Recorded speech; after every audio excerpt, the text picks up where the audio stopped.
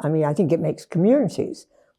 With some people, they've got to be a certain amount of literate quality in them to recognise who Jane Austen is, because after all, an awful lot of people have no idea.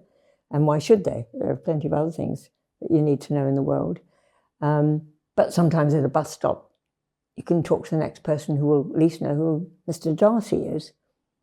And you can have a bit of a conversation about it. So you've got communities of people, and anything that brings people together across class, education, race, whatever, is probably a good thing.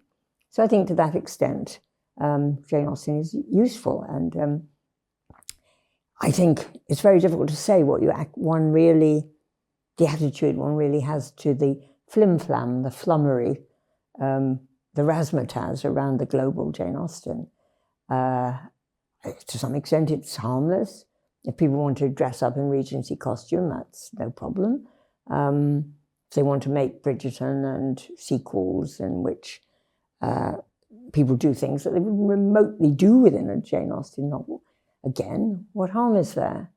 It's only a few, well, again, what harm? One can't make judgments of other people, but if you mistake it for what Jane Austen wrote, then I think this would be a shame, because then one wouldn't listen to the very good things one can get out of Jane Austen.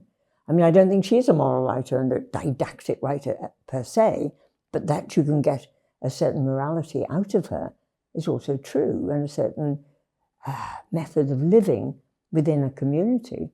You can learn a lot from her, as I hope I've done in recent years, not having learnt it perhaps soon enough. So I think it would be a shame if all the razzmatazz detracts from her, but there will be some people who are sent back to her with it.